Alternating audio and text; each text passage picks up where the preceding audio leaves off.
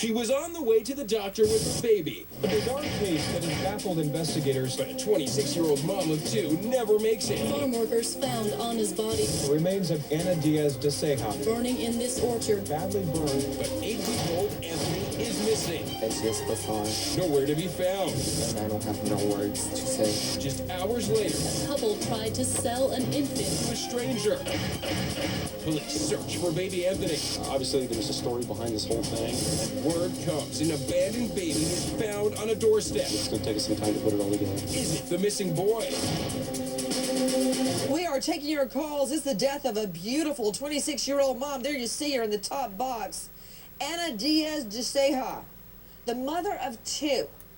Her murder and the burning of her body to hide the evidence. The little baby boy kidnapped. Is it all the scheme of baby snatchers? We are taking your calls live. Back to you, Margaret Carrera, reporter KMJ 580. Margaret, clearly the witness saw the two people, a man and a woman, trying to sell the baby.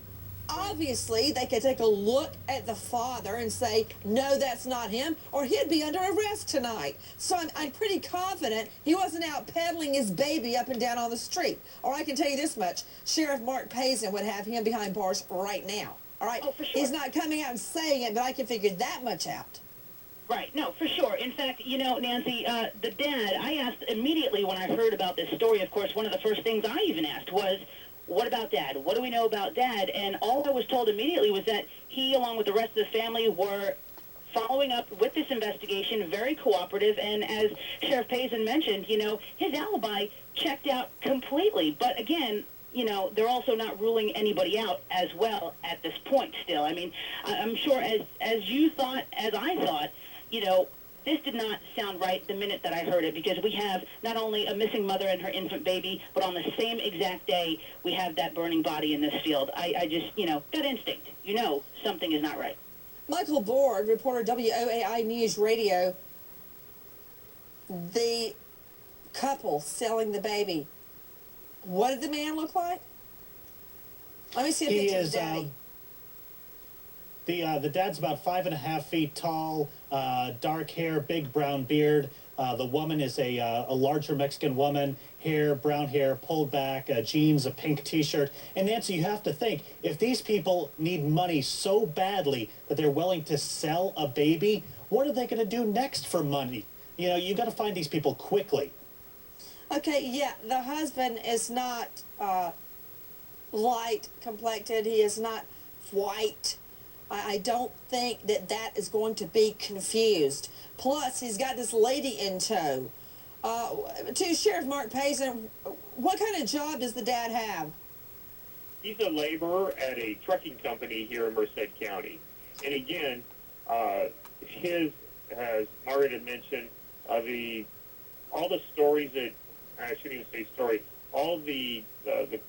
it's all been corroborated where he was. He was putting up Christmas lights, and he was at work. So, again, we have not discounted, but we're moving our investigation in another direction so that we don't get myopic on the knee-jerk reaction of the husband. Exactly. We are taking your calls. Heather, South Carolina. Hi, Heather. What's your question? Hey, yes. I've waited so long to get through. But I was just wondering if there was any surveillance cameras in the area. I know they said that there was a school around, and most of the time they have surveillance areas outside. You know, I was told there was no surveillance. What do we know, Ella Justin? Yeah, that's right, Nancy. We asked that question, too. Unfortunately, the sheriff is telling us that there is not a camera outside Our Lady of Mercy School. Didn't get this on video, apparently. And, Sheriff, did she ever make it to the clinic? Nancy, that's a residential area also where that was. So it would be, you know, highly unlikely that somebody had a camera poised at their house for, you know, residential burglaries. Did she ever make it to the clinic that morning, Sheriff Payson?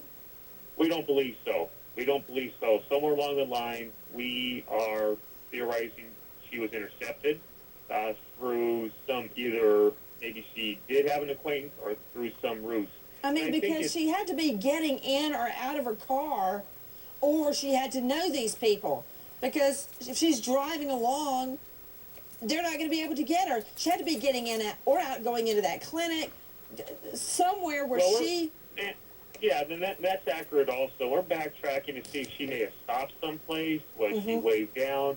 I mean, you got to understand, it's about 8 to 10 miles from where she lives in Planada into the clinic. So we're, from what we understand, okay? So we're putting all these things together.